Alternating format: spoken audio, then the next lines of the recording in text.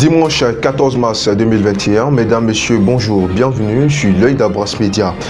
La Côte d'Ivoire est en deuil. La Côte d'Ivoire a perdu l'un des monuments, le Golden Boy, ministre de la Défense, maire de la commune d'Abobo, député de Séguila.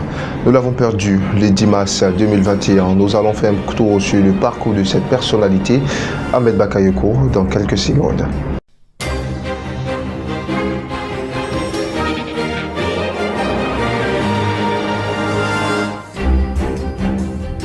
Allez, comme je le disais au titre de l'information, le 10 mars 2021, la Côte d'Ivoire, aux environs de 19h, a reçu cette triste nouvelle, la disparition de notre ministre de la Défense, Ahmed Bakayoko, maire de la commune d'Abobo et député de Séguila. Nous allons faire un tour sur le parcours de la dite personnalité et suivons ensemble ce extrait d'éléments. Ahmed Bakayoko, un enfant d'Adjamé. Et pourtant, rien ne le prédestinait à une telle carrière. Ahmed Bakayoko est né dans le quartier d'habitat Extension, dans la commune d'Adjamé. Sa famille est pieuse et conservatrice des descendants d'érudits musulmans. Connu de la famille d'El Hadja Moussa Bakayoko, celui-là, même qui, selon la légende, fonda la ville de Koro, dans le nord-ouest de la Côte d'Ivoire. Élevé par son père, veuf avec son frère et ses deux sœurs, Ahmed Bakayoko part dès la fin du lycée pour le Burkina Faso afin d'y étudier la médecine. Il n'ira pas au bout de ses études car Awaga, ce mélomane amoureux des rythmes ivoiriens et habitué des clubs s'éveille à la politique, découvre Thomas Sankara et les discours de lutte. Ahmed Bakayoko est décédé le 10 mars 2021. Il était proche d'Alassane Ouattara, président actuel de la République ivoirienne, auprès duquel il a cheminé une vingtaine d'années.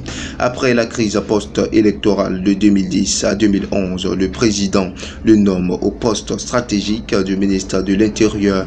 Il reste 6 ans jusqu'à sa nomination à la Défense avec rang de ministre d'État, le seul du gouvernement. Figure incontournable du RHDP, le Rassemblement des oufritistes pour la démocratie et la paix. En bac, comme le surnommaient les Ivoiriens, est nommé Premier ministre pour remplacer Amadou Gon Coulibaly, décédé brutalement le 8 juillet 2020. Ce lieutenant fidèle avait aussi soutenu le chef de l'État dans sa décision de briguer un troisième mandat lors de la présidentielle d'octobre 2020.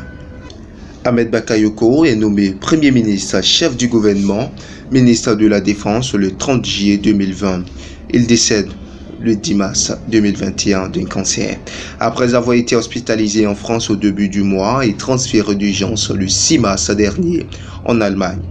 Ahmed Bakayoko, né le 8 mars 1965 à Abidjan, il entre au gouvernement en qualité de ministre des télécommunications et des nouvelles technologies et de l'information de la communication NTIC en mars 2003.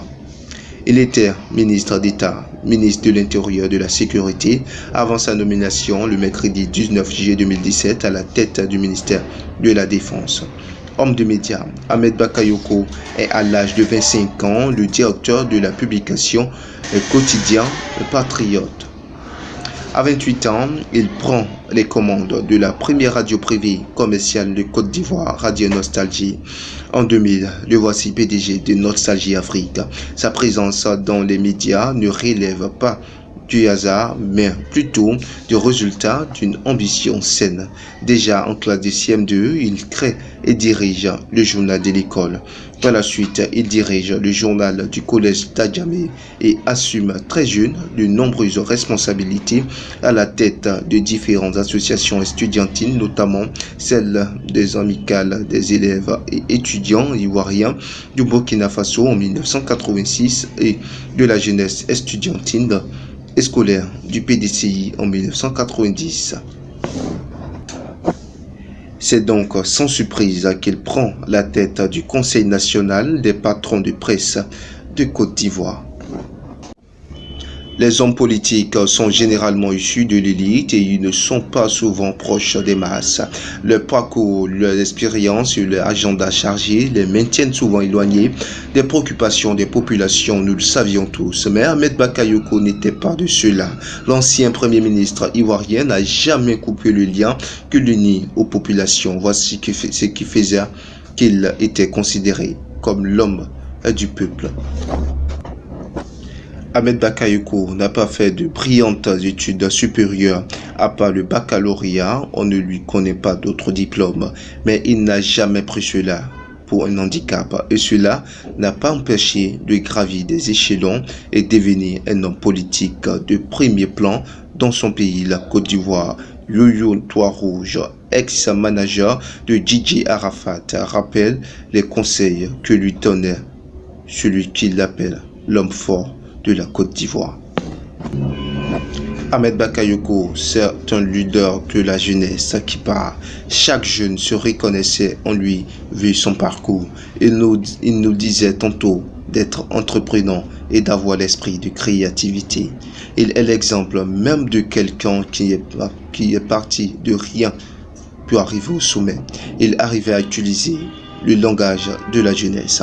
En tant que ministre, il utilisait notre manière de parler pour s'adresser à nous, témoignent certains jeunes. Et oui, plusieurs témoignages de l'homme plusieurs témoignages et hommages reconnaissant à Ahmed Bakayoko son côté proche du peuple. Selon l'un des deux, le défunt était l'un des rares hommes politiques ivoiriens à pouvoir circuler à Yopougon, à Djamé et à Bobo sans garde-corps. Il n'a jamais oublié ses origines modestes. Cette réputation lui collait tellement à la peau qu'il n'hésitait pas à esquisser des pas de danse lors des rassemblements populaires comme les concerts. Cet homme était un ami de la culture car proche de nombreux acteurs du secteur, des liens tissés quand il dirigeait la radio Nostalgie à Abidjan. Amateur et très bon danseur de la rumba ses louanges ont été chantées par de nombreux chanteurs congolais et ivoiriens. Il était notamment l'ami de Feu Didier Arafat, Ophio Lomide, Tilken Jaffa Koli et bien d'autres artistes. Ahmed Bakayoko, l'on n'oubliera pas si facilement. Repose en paix, repose en paix, repose en paix. Que pensent les hommes politiques et la société civile d'Ahmed Bakayoko? Que devrions-nous retenir du parcours de la dite personnalité? Suivons ensemble cet élément. Ahmed Bakayoko, c'était pour nous un grand monsieur. Je ne sais pas quel hommage. Aujourd'hui, tu vois, Abobo a changé ses grâce au maire. Et nous sommes touchés. Depuis hier, je n'ai même pas pu dormir. Parce que c'est un grand frère. Et vraiment, il a fait beaucoup pour nous. Donc, on tient à dire vraiment adieu. Et les mots nous manquent. Je sais que des Brazzaville, partout, mes proches qui nous voient aujourd'hui, Ahmed Bakayoko, le mot me manque. Tout ce que Dieu fait, c'est bien. C'est la volonté de Dieu qui s'est fait. Il y a d'autres qui disent non, ils l'ont empoisonné, ils ont fait ceci. J'ai toujours dit, moi peut-être d'ici elle finit de parler, je peux tomber ici. Et puis c'est fini. Donc c'est la volonté de Dieu qui s'est fait si à Bobo. Pas si la Côte d'Ivoire. Il dit bien sûr à Bobo. C'était un homme, il avait un bon cœur au fait. Il avait un bon cœur. La main facile. Donc pour ce cas, après son décès, même un homme même ayant méchant, après son décès, l'homme doit être choqué de nature même. Naturellement, l'homme doit être choqué. Puis bon, personne ne peut dire ça, parler de mal de lui ici dans la commune d'Abobo. Vous voyez aujourd'hui Abobo, c'est une fierté. Il a réussi à changer l'image même d'Abobo. Aujourd'hui, quand tu viens à Abobo, tu es fier. Quand tu sors dans la rue aujourd'hui, tu es fier. Mais aujourd'hui, que devient la jeunesse d'Abobo? Que deviennent nos mamans, nos papas? Que deviennent nos foyers? Aujourd'hui, tout le monde est découragé. Et voici à présent le programme des obsèques de notre ministre Ahmed Bakayoko. Hier, le 13 mars 2021, nous avons assisté à l'arrivée de la dépouille à l'aéroport Félix Houphouët-Boigny. Le lundi, c'est-à-dire demain 15 mars au mercredi 17 mars, un piquet d'honneur de l'armée du RHDP à la République en hommage du défunt. Le jeudi 18 mars, devrait avoir le lever du corps à Ivosep, Trècheville, suivi du transfert du corps de la dépouille à Seguela. Vendredi 19 mars, l'enterrement devrait se faire dans l'intimité familiale à Seguela. La mort est si amère, mais nous devrions l'accepter, que son âme puisse reposer en paix. Des prières à l'endroit de notre Premier ministre et de tous nos défunts en cette période. Parlons d'autre chose à présent. À Anono village, effondrement d'un bâtiment R+5. Lui-même ne disposait pas d'un permis de construire selon le ministère de la Construction. Écoutons ensemble cet élément de reportage. Le vendredi 12 mars 2021, aux environs de 14 h, un bâtiment R+5 en construction sur le lot susmentionné s'est effondré, occasionnant des dégâts matériels. Mais heureusement, il n'y a pas eu de perte en vie humaine. Il ressort du résultat des constats effectués sur le terrain par les agents de la brigade d'investigation et de contrôle du ministère de la Construction que l'immeuble effondré, propriété de M. Anno Alfred et de M. Topé Jean Fortuné, ne disposait pas d'un permis de construire et avait déjà fait objet d'une mise en demeure pour arrêt immédiat des travaux depuis le 5 janvier 2021. Eh bien, c'est la fin de cette édition de l'information. Merci de nous avoir suivis. Merci à l'équipe de la rédaction. On se retrouve très prochainement pour une nouvelle page d'information. Mais n'oubliez surtout pas, nous sommes de passage sur Terre. N'oublions pas notre partition dans la vie courante. Excellente soirée et journée sur Abras TV.